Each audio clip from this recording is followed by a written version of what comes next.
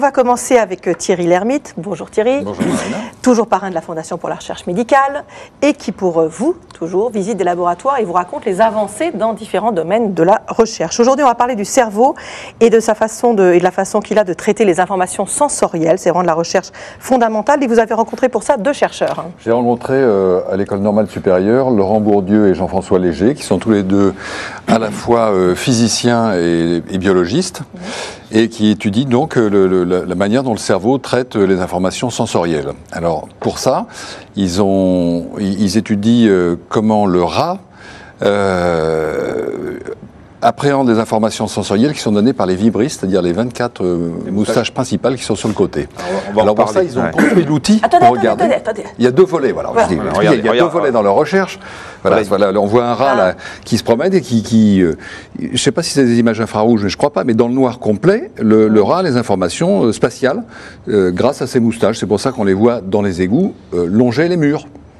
Comme ça, ils savent où ils vont en touchant le bord. Ils longeaient les murs dans les égouts. Ça me rend toujours pas plus sympathique, mais c'est bien de le dire. C'est bien d'expliquer ça, Thierry. Alors, ils ont des activités complémentaires, ces 2 chercheurs, c'est pour ça qu'ils travaillent ensemble. Absolument. Et ils ont développé un microscope.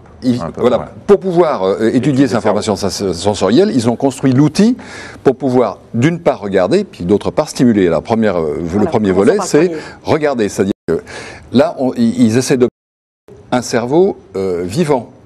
Parce qu'on regarde des lamelles de neurones, c'est une chose, mais là on voit l'activité du cerveau. Donc sur un rat anesthésié, on a fait un petit trou dans le cerveau, dans la calotte crânienne, et là un microscope à photons a été amélioré de manière à pouvoir regarder les couches externes du cortex, parce que pour l'instant à l'intérieur c'est un petit peu compliqué, et pouvoir regarder l'activité d'un grand nombre de neurones sur un petit volume d'un 1/8 de millimètre cube à peu près. Et là on voit, ils peuvent voir les neurones s'activer individuellement. Contrairement à l'IRM, on voit des zones qui sont activées par l'afflux de sang. Ils vont s'illuminer. Ils vont s'illuminer, ça c'est les petits flashs, les petites impulsions électriques, et on voit tous les neurones individuellement. C'est un gros travail technique parce que le cerveau... Il y a encore quelques limitations pour l'instant. Il y a des limitations en profondeur, et puis ce qu'ils ont conçu, c'est des neurones quand même. C'est de pouvoir, dans ce tissu qui sont très très complexes, avec des cellules très différentes, de pouvoir isoler ça. Et ça c'est une technique qui vient de l'astronomie. Oui. Quand on regarde des étoiles à une grande distance à travers l'atmosphère, les images sont troublées par l'atmosphère, les couches d'atmosphère qui sont traversées par les photons. Et là, on arrive à corriger ça. Ouais. On arrive à se dire, c'est déformé de telle manière, donc avec un miroir qui n'est pas plan, mais qui est déformé à certains endroits, on arrive à avoir une image nette. C'est ça qu'ils ont appliqué à leur microscope à photons. C'est ça qui fait qu'on peut voir des neurones individuellement. Alors, on va revenir sur l'histoire. C'est la première partie. Ouais. Voilà, c'est l'outil de la deuxième, l'application. Et la deuxième, c'est comment on stimule le rat de manière à voir ce que ça fait dans le cerveau. Parce que le rat ressemble assez à l'homme, finalement. Absolument. La manière dont les moustaches donnent des informations spatiales au rat, c'est un petit peu la même chose qu'on a avec un système tactile dans les mains. Donc l'idée, c'est de voir comment, à partir de la sensation moustachienne, le cerveau sait que c'est rond, que ça bouge, que c'est carré, que ça va s'arrêter, etc. Alors ils ont construit, ça c'est à J/Yvette, ils ont construit la matrice. Alors ça s'appelle comme dans le film Matrix. Oui.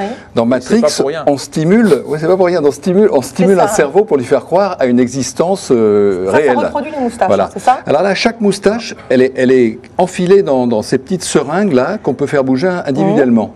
C'est-à-dire soit en groupe, soit individuellement.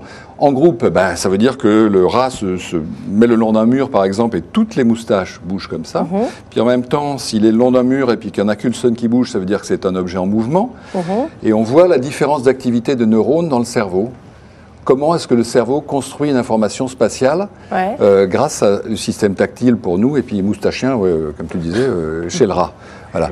C'est vraiment, au début, le cerveau, c'est vraiment l'organe le moins connu, mais on est dans la description. Comme information pour l'homme? Pour l'instant, on est dans la description.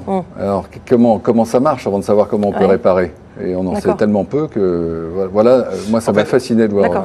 C'est fascinant, et surtout qu'on, finalement... La vision des neurones, c'est incroyable. Et puis, vous le disiez tout à l'heure, les rats sont anesthésiés, bien sûr. Parce qu'on fait un trou dans votre crâne. Donc, on leur joue une scène, quand on fait bouger les morceaux de la matrice, on leur fait bouger une scène, c'est-à-dire probablement leur cerveau, leur conscience, entre guillemets, leur fait dire, il y a un objet en mouvement, il y a un mur carré, un objet rond. comme dans le film Matrix. On peut imaginer, puisque vous compariez ça au doigt, qu'on fasse la même machine avec un récepteur par doigt, une seringue par doigt, et pendant qu'on dort ou on est anesthésié, on pourrait nous recréer un espace virtuel. Absolument, mais là, ça, on ne trouve pas trop de clients pour se faire ouvrir le cerveau et les regarder à l'intérieur. Ah oui, j'avais oublié cette petite partie. Non, mais il faut aussi ça. Il n'y a pas uniquement les moustaches ou les petits doigts. Il y a le reste. J'avais oublié ce détail. Donc, un projet qui est financé par la Fondation Recherche Médicale. Le microscope avait déjà été aidé il y a quelques années. Actuellement, le microscope continue encore d'évoluer techniquement ou pas? Oui, constamment. Ouais. Et alors, il y a une convergence entre les recherches au neurospin en IRM. Les énormes IRM vont arriver par l'autre côté, c'est-à-dire en regardant des groupes de neurones à peu près à la même résolution qu'eux qui partent du neurone pour arriver à une grande surface. Voilà, c'est des informations complémentaires. Merci, monsieur Lermite. Merci beaucoup.